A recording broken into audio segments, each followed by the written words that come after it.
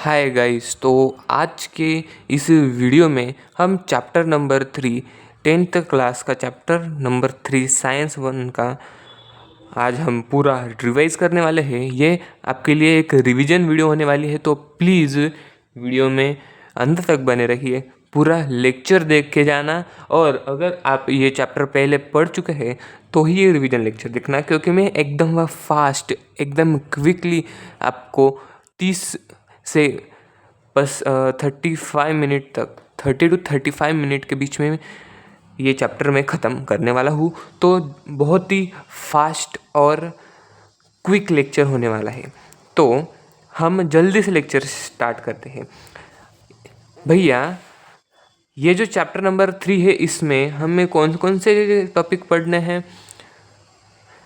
इसमें हमें chemical reaction, rules of writing chemical reactions, मतलब केमिकल रिएक्शन लिखने के लिए क्या रूल हैं, बैलेंसिंग अ केमिकल इक्वेशन, मतलब केमिकल इक्वेशन को हम कैसे बैलेंस कर सकते हैं, और केमिकल रिएक्शंस के टाइप्स हम आज पढ़ेंगे। ठीक है, तो मैं कैमरा एक बार ठीक कर लेता हूँ। तो देखो भैया, सबसे पहले हम केमिकल रिएक्शन को देखेंगे और थोड़ा सा फास्ट लेने वाला हूँ। ठीक है, केमिकल रिएक्शन क्या होती है? अगर दो या फिर दो से ज़्यादा चीज़ मिलकर कोई अलग चीज़ बना रहे हैं, अगर दो या फिर उससे ज़्यादा चीज़ मिलकर कोई अगर अलग चीज़ बन रही है, तो उसे हम क्या कहेंगे? केमिकल रिएक्शन कहेंगे। क्या कहेंगे? Chemical reaction. मतलब किसी भी दो चीज़ को आप ऐड कर दो, उससे नई चीज़ जो बनेगी, उसे हम प्रोडक्ट कहते हैं। वो तो आपको पता है। तो उसमें क्या हुआ? केमिकल चेंज हुआ, तो उसी को केमिकल रिएक्शन हम कहते हैं। ठीक है, इसमें रिएक्टेंट से प्रोडक्ट बनता है। ठीक है, रिएक्टेंट से प्रोडक्ट बनता है, ये आपको ध्यान में रखना है। एग्जाम्पल लेंगे, समझ लो H2+O गिव्स H2O। ये बहुत ही इजी है, ये कुछ भी नहीं भैया। आपके बुक में अगर देखोगे तो इससे भी डेंजर एग्जाम्पल्स आपको दिए गए हैं, लेकिन मैं सिंपल से बेसिक से स्टार्ट करना चाहता हूँ, मतलब आपको समझ में आना चाहिए। देखो, ये क्या है? ये दो चीज़, मैंने बोला दो चीज़ मिलकर कोई अलग चीज़ बन रही है। यहाँ पर हाइड्रोजन एक अलग चीज़ है, यहाँ पर ऑक्सीजन एक अलग चीज़ है। अगर हम इन दोनों को मिला दे तो क्या बनेगा? H2O। H2O मतलब वाटर। क्या? वाटर। तो हम दो चीज़ को मिला रहे हैं, तो ये दो चीज़ क्या हुई? रिएक्टेंट। ये दो चीज़ क्या हुई? रिएक्टेंट हुई। और ये जो हुआ, ये प्रोडक्ट हुआ। ये क्या हुआ? प्रोडक्ट। ये रिएक्टेंट, ये प्रोडक्ट। ये चीज़ आपको ध्यान में रखनी है और समझ कर लेनी है कि केमिकल रिएक्शन क्या होती है। यहाँ तक समझा? अगर समझा हो तो प्लीज़ अपने दोस्तों के साथ शेयर कर देना, अभी के अभी शेयर कर देना। मैं नेक्स्ट टॉपिक की तरफ बढ़ रहा हूँ। हमारा नेक्स्ट टॉपिक है केमिकल इक्वेशन। भैया, हमारा नेक्स्ट टॉपिक है केमिकल इक्वेशन। तो क्या होता है केमिकल इक्वेशन? हमें पता है एक चीज़, अभी अभी हमने पढ़ा कि केमिकल रिएक्शन क्या होता है। केमिकल रिएक्शन होता है दो चीज़ मिलकर कुछ अलग चीज़ बनाना। ठीक है, दो चीज़ मिलकर कुछ अलग चीज़ बनाना। फिर दो से दो भी बन सकते हैं, दो से तीन भी बन सकते हैं, या फिर तीन से दो भी बन सकते हैं। मतलब रिएक्टेंट बोल रहा हूँ और प्रोडक्ट बोल रहा हूँ। ठीक है, तो उसका रिप्रेजेंटेशन मतलब जो केमिकल रिएक्शन हो रही है उसका रिप्रेजेंटेशन, क्या बोल रहा हूँ मैं? उसका रिप्रेजेंटेशन को हम केमिकल इक्वेशन बोलते हैं। अब समझ लो आपको अगर पूछा, मतलब आपको दिया है कि aqueous solution of copper sulphate. अगर आपको दिया है aqueous solution of copper sulphate plus zinc dust, ठीक है, zinc dust, it gives two aqueous solution of zinc sulphate, aqueous solution of zinc sulphate plus copper. कभी कभार बोर्ड एग्जामिनेशन में पूछ भी लेते हैं, इसमें कोई दो राय नहीं, ठीक है। इसको आप मतलब ये क्या है, ये आपको वर्ड्स में दिया है, आपको इसका केमिकल इक्वेशन लिखना आना चाहिए। क्या आएगा इसका केमिकल इक्वेशन? कॉपर सल्फेट का एक्वस सॉल्यूशन मतलब CuSO4, CuSO4 plus zinc, it's give to zinc sulphate. अरे गलती हो गई भैया, ठीक है। इसका मतलब ये, इसका मतलब ये, इसका मतलब ये, और प्लस कॉपर बोला है तो Cu। देखो कॉपर सल्फेट, ये क्या है? सल्फेट, इसको हम सल्फेट बोलते हैं, और ये कॉपर, तो कॉपर सल्फेट ये बन गया। जिंक डस्ट को हम Zn लिखते हैं, क्या लिखते हैं? Zn लिखते हैं। उसके बाद इधर कॉपर सल्फेट था, इधर जिंक सल्फेट है, तो Zn जिंक का, सल्फेट का SO4, और प्लस में कॉपर बचा तो Cu, ठीक है। इसके लिए आपको पीरियोडिक टेबल के एलिमेंट्स लर्न होने चाहिए, जो आपको पिछले चैप्टर में पढ़ाया गया है, चैप्टर नंबर 2 में, पीरियोडिक क्लासिफिकेशन ऑफ एलिमेंट में, ठीक है। अगर आपको कोई कुछ पॉइंट भी याद रखने हैं, अगर आपको किसी रिएक्शन में ऐसा साइन दिया है डेल्टा का, इसे क्या साइन कहते हैं? डेल्टा का। अगर डेल्टा का साइन यहाँ पर दिया गया है, इस रिएक्शन में नहीं, अगर कोई भी रिएक्शन में आपको डेल्टा का साइन यहाँ पर ऐसे दिखता है, तो इसका मतलब क्या होता है? हम उस रिएक्शन में हीट दे रहे हैं, उस रिएक्शन में क्या दे रहे हैं? हीट दे रहे हैं। और अगर आपको ऐसा साइन दिख रहा है, मतलब समझ लो वो साइन इधर होता है या फिर इधर भी हो सकता है। अगर ऐसा साइन है, इधर नहीं, इस रिएक्शन में नहीं है, लेकिन किसी भी रिएक्शन में अगर आपको ऐसा साइन दिखता है, तो इसका मीनिंग होता है गैस वहाँ पर रिलीज हो रही है, वहाँ पर कुछ ना कुछ गैस तो रिलीज हो रही है। ये चीज़ आपको याद रखनी है, याद रखो या फिर समझ के लो, कुछ भी करो, ठीक है, आपको आना चाहिए। हमारा केमिकल इक्वेशन ये टॉपिक ख़त्म होता हुआ हम बढ़ते हैं नेक्स्ट टॉपिक, जो कि हमारा बैलेंसिंग केमिकल इक्वेशन। तो भैया बैलेंसिंग केमिकल इक्वेशन ये टॉपिक अब हम देखेंगे, तो ध्यान देना, किसी भी केमिकल इक्वेशन में कम ज़्यादा आपको मात्रा मिलेगी उस मॉलिक्यूल की, उस मॉलिक्यूल की, तो उससे हमें इक्वल करना आना चाहिए। क्या बोल रहा हूँ मैं? उसे इक्वल करना आना चाहिए। भैया मैं शॉर्टकट तो बोल रहा हूँ, लेकिन ज़्यादा ही डिटेल में ले रहा हूँ, ठीक है।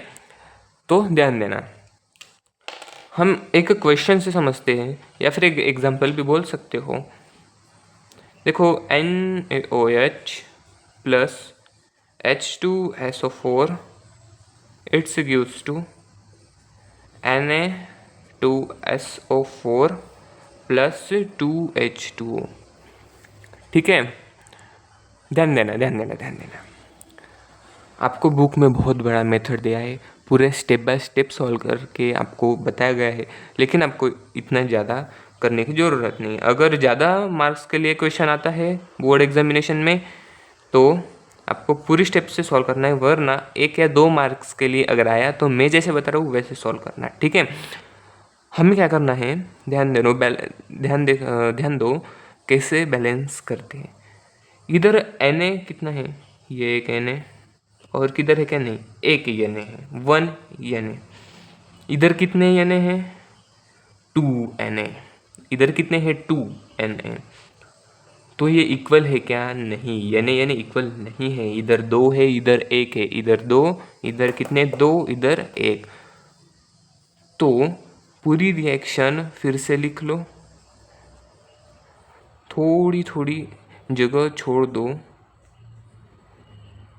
ऐसे।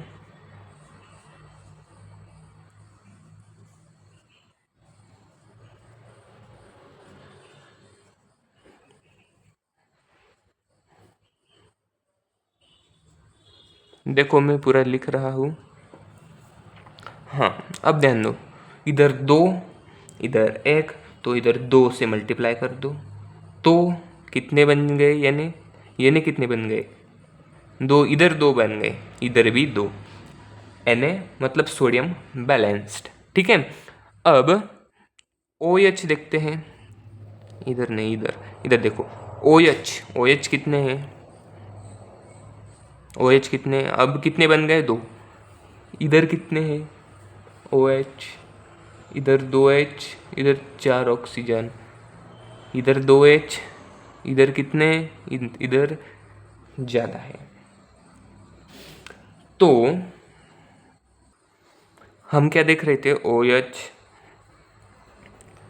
आप पूरी तरीके से गलत हो, हम OH देख ही नहीं सकते ना भैया।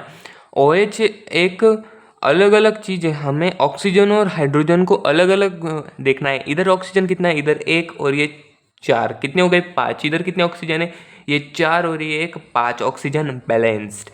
हम यहाँ पर लिखते जाते हैं, अगर आपको डाउट है तो, यानी बैलेंस्ड, उसके बाद ऑक्सीजन बैलेंस कर लिया हमने, उसके बाद हाइड्रोजन देखते, इधर 1, ये 2, कितने हो गए टोटल, 3, इधर कितने हाइड्रोजन है, ये 1, सॉरी ये 2, और इसको मल्टीप्लाई कर दो तो ये कितने बन जाएंगे,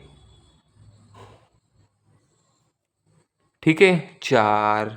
भैया क्या गलती की हमने, इधर हाइड्रोजन कितने हैं बताओ मुझे, हाइड्रोजन कितने हैं, इधर 2 हाइड्रोजन है, क्योंकि ये 2 जो है ना, ये पूरे को एप्लीकेबल होता है। इधर 2 हाइड्रोजन है, इधर कितने हाइड्रोजन है, 2 हाइड्रोजन है, इधर कितने ऑक्सीजन है, 2 ऑक्सीजन है, इधर कितने ऑक्सीजन है, 2 ऑक्सीजन है। देखो ऑक्सीजन का फिर से समझाता हूँ मैं, ठीक है, ये का तो आपको समझ में आया होगा, ये का सीधे सीधे ऑक्सीजन 2 और ये 4 कितने हो गए, 6, और इधर ऑक्सीजन ये 2 और ये 4, 6 बैलेंस, यानी बैलेंस हो गया। अब ऑक्सीजन बैलेंस हो गया, अब हाइड्रोजन देखेंगे, हाइड्रोजन 2 और ये 2, 4, हाइड्रोजन इधर 4 हैं, इधर कितने हाइड्रोजन, 2 × 4, इधर भी 4, तो हाइड्रोजन बैलेंस। बचा कौन, सल्फर, इधर सल्फर कितने हैं, 1, इधर सल्फर कितना है, 1, फिर सल्फर भी बैलेंस्ड हो गया हमारा, ठीक है। समझ में आया क्या है, मतलब कैसे हम केमिकल जो इक्वेशन है उसे बैलेंस करते हैं, और ये हमारा फाइनली ये वाला इक्वेशन हमारा आंसर होगा, ठीक है। सिर्फ इधर 2 की कमी थी, इधर किसकी कमी थी, सिर्फ 2 की। ये हमारा 100% बैलेंस्ड इक्वेशन है। तो बढ़ते हैं नेक्स्ट टॉपिक की तरफ, केमिकल रिएक्शन के टाइप्स। तो भैया हमारा नेक्स्ट टॉपिक है types of chemical reaction. Chemical reaction के कौन कौन से टाइप्स है, ठीक है, ध्यान देना। सबसे पहला उसमें से टॉपिक है कॉम्बिनेशन रिएक्शन। कॉम्बिनेशन रिएक्शन क्या होता है, कॉम्बिनेशन रिएक्शन, कॉम्बिनेशन रिएक्शन में कभी भी 2 रिएक्टेंट हो गए, क्या बोल रहा हूँ मैं, कॉम्बिनेशन रिएक्शन का मतलब होता है 2 रिएक्टेंट, 2 रिएक्टेंट से मिलकर 1 सिंगल प्रोडक्ट मतलब एक प्रोडक्ट बनता है। एग्जाम्पल Mg2Mg प्लस O2 मिलकर 2MgO बनता है, ठीक है। मतलब इधर रिएक्टेंट कितने हैं, 2, और इधर प्रोडक्ट कितना है, 1, ठीक है, ये समझ में आया।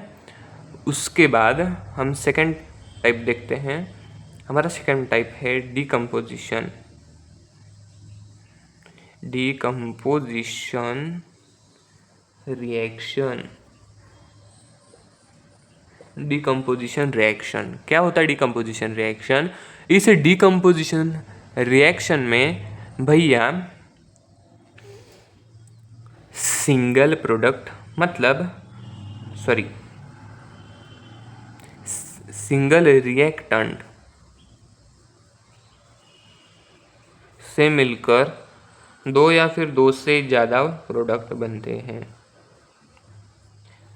इधर क्या था, रिएक्टेंट दो प्रोडक्ट एक, इधर रिएक्टेंट एक प्रोडक्ट दो। इसका एग्जाम्पल क्या हमें देना चाहिए?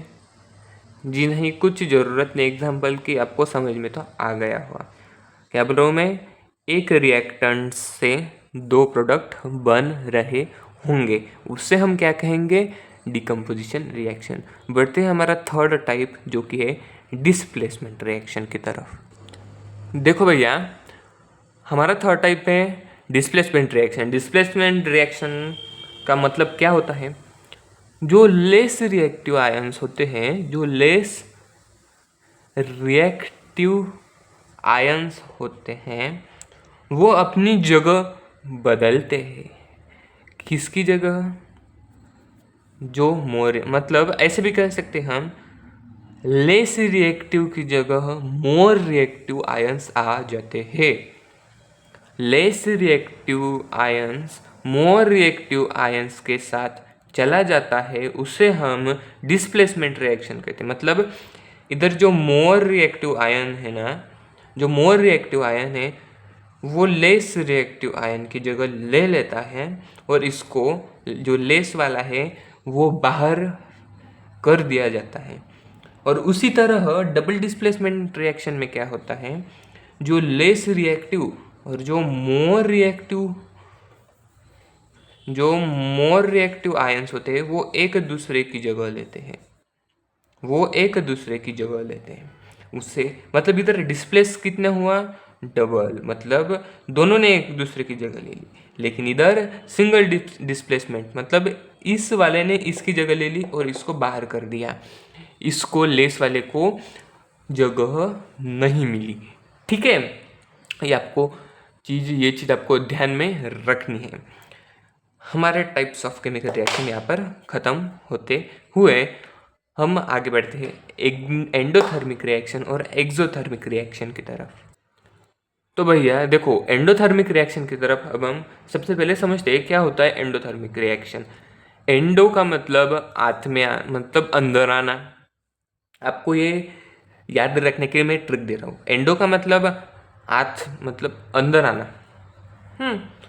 तो यहाँ पर हीट जो होती है वो अंदर आती है, मतलब हीट क्या होती है?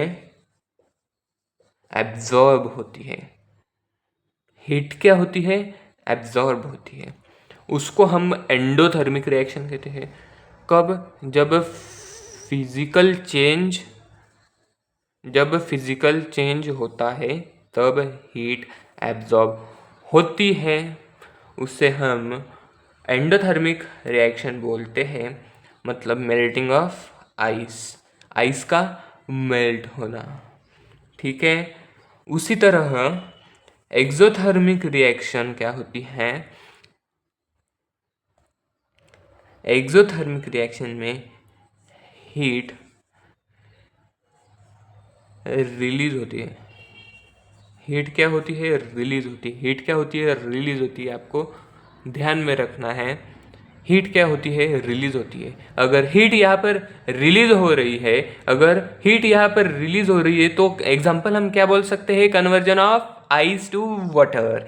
इसका एग्जाम्पल वो हम बोल सकते हैं। और इसी तरह हम चैप्टर के एंड की तरफ बढ़ रहे हैं। चैप्टर ख़त्म होने को है।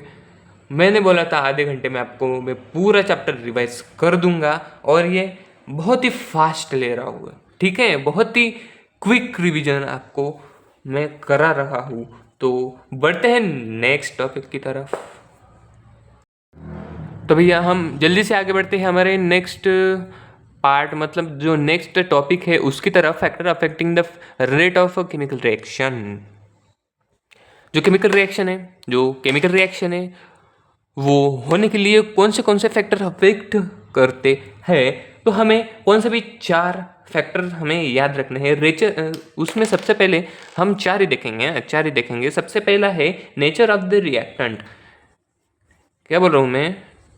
Nature of the reactant. Nature of the reactant क्या होता है? नेचर ऑफ द रिएक्टेंट मतलब जो रिएक्टेंट, जिस चीज को हम ऐड कर रहे हैं, रिएक्टेंट मतलब क्या? जिस चीज को हम ऐड कर रहे हैं, जिस चीज को हम ऐड कर रहे हैं, क्या बोल रहा हूँ मैं, ध्यान देना, जिस चीज को हम ऐड कर रहे हैं उसका नेचर क्या होगा, उसका नेचर क्या होगा, वो किस, मतलब वो सॉलिड है, लिक्विड है, गैसियस है, तो सॉलिड होगा तो उसको रिएक्ट जल्दी नहीं करेगा, वो रिएक्ट करने में देरी होगी थोड़ी सी। अगर वाटर मॉलिक्यूल है मतलब लिक्विड है तो मॉडरेट तरीके से वो रिएक्ट करेगा। ऐसे फैक्टर्स होते हैं। उसमें हम सेकंड देखते हैं size of the particle. Size of the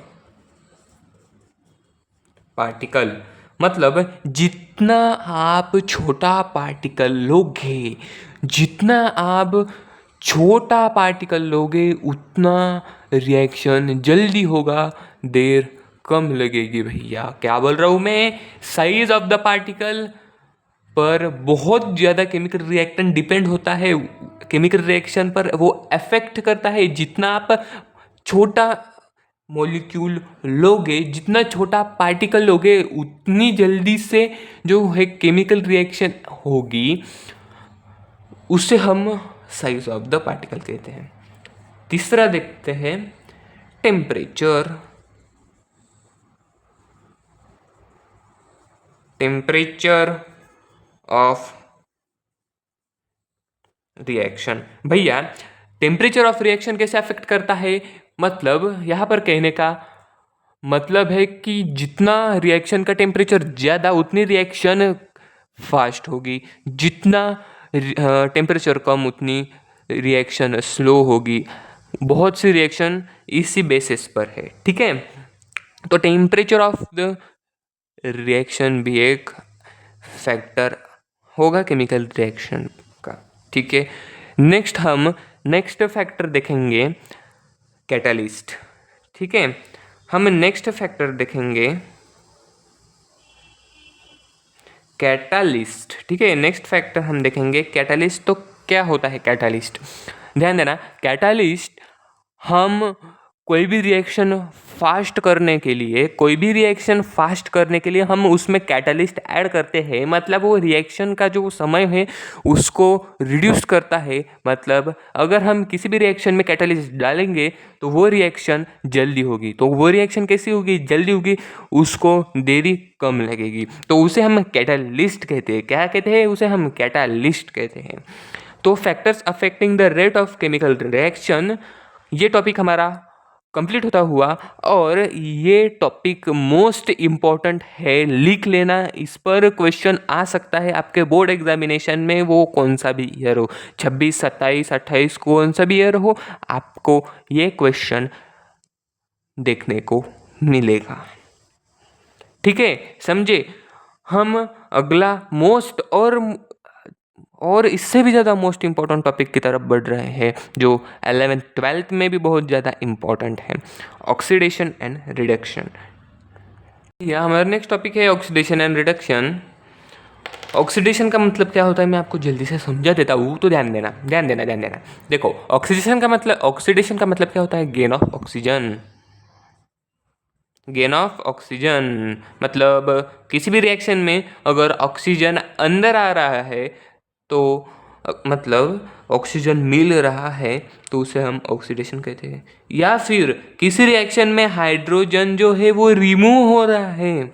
अगर किसी रिएक्शन में हाइड्रोजन रिमूव हो रहा है तो भी हम उसे क्या कहेंगे? ऑक्सीडेशन रिएक्शन कहेंगे।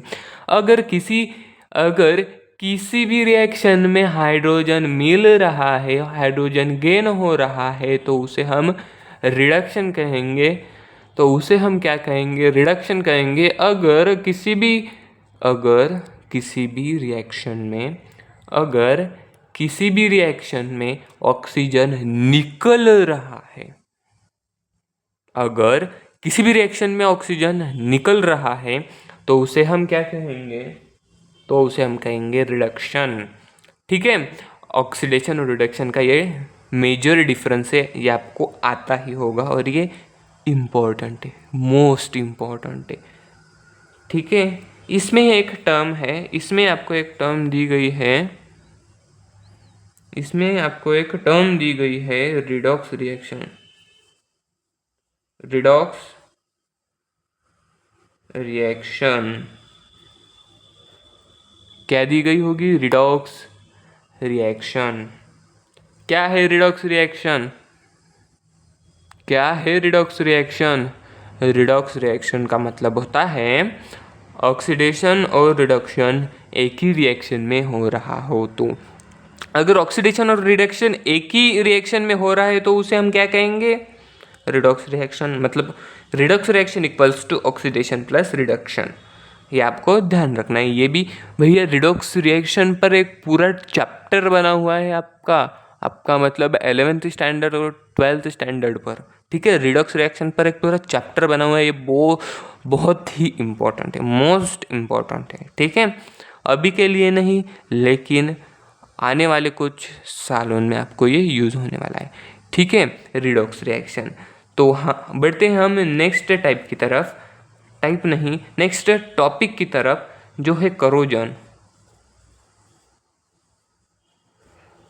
नेक्स्ट टाइप है हमारा, सॉरी नेक्स्ट टॉपिक है हमारा करोजन। करोजन का मतलब क्या होता है? जंग लगना। करोजन का मतलब क्या होता है? जंग लगना। करोजन का मतलब क्या होता है? जंग लगना। अगर किसी चीज़ को जंग लग रहा है तो उसे हम करोजन कहते हैं। इसमें आपको क्या दिया गया है कि बहुत से सारे, क्या बोल रहा हूँ मैं, बहुत सारे, ध्यान देना, बहुत सारे जो हमारे नेचर में मॉलिक्यूल्स प्रेजेंट होते हैं वो मेटल पर रिएक्ट करते हैं। समझ लो आप मेटल को खुली हवा में रख दो, खुली हवा में रख दो, कुछ नहीं होगा भैया, मैं बोल रहा हूँ ना, कुछ नहीं होगा। लेकिन उस पर अगर वाटर मॉलिक्यूल मतलब पानी की अगर थोड़ी सी भी बूंद लग जाए, अगर उस पर थोड़ी सी भी पानी की बूंद लग जाए तो वो जंग खाने लगता है, तो वो नेचर के साथ रिएक्ट करता है। उसके बाद जो जंग लगता है उस पर एक लेयर आती है, एक रेडिश लेयर आती है। क्या आती है? एक रेडिश लेयर आती है, उसे हम करोजन कहते हैं।